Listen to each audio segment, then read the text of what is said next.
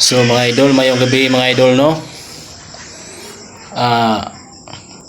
Kaning babae baron si Kikay Vlog. Iya manggidaw no ng mga construction worker. Wala niya ano na ang mga construction worker dako nagkatabang. Mo na imugama sa atong mga balay, atong mga building nga dagko kayo. Pero iya ra manggi daw noon atong paminahon mga idol ng iyang istorya. Hi guys, nari ko'y chika. Na-stress ko kay naisa ka lalaki, nanguyaw siya nako. Ako siyang gipangutana ug unsa iyang trabaho. Ana siya, construction daw. Kung ha? Construction lang? Wa ka naglantaw, wa ka naghuna-huna. Kaning dagwaya ni, padulong rag construction.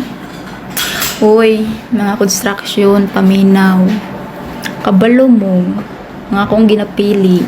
Like kanang pulis, seaman, tapos gwapo, tapos macho, puti, tangkad, natanan. Ang sarap man ang construction pod. Uy, nga ultimo ra. Uy, di jud na ko deserve. Busa, kamong mga construction, ayaw pagtuga-tuga manguyab na ako. Kay ako, lahi akong gipangita. So mga idol, di good maayo no nga iyang manggibang istorya sa construction.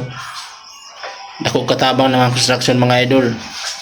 Pero ga-apologize man pud siya mga idol. Ato ra lang taga chance po ni siya kay masayop man pud tag yun. Di magyo na ingon kitang tanan nga perfect kita tanan atong paminahon.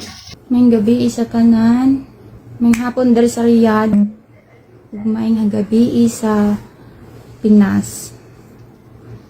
Karon nag-live ko, mag-apologize ko sa ako ang na gibuhian nga istorya. Unta, maminaw ang tanan. Okay mga idol, ato naman taga chance si Inday.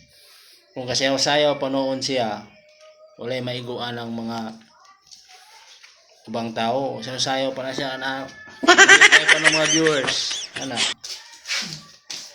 Sayaw na lang atong konti. Palahan ko ba ako? At least, malipay po ng mga viewers.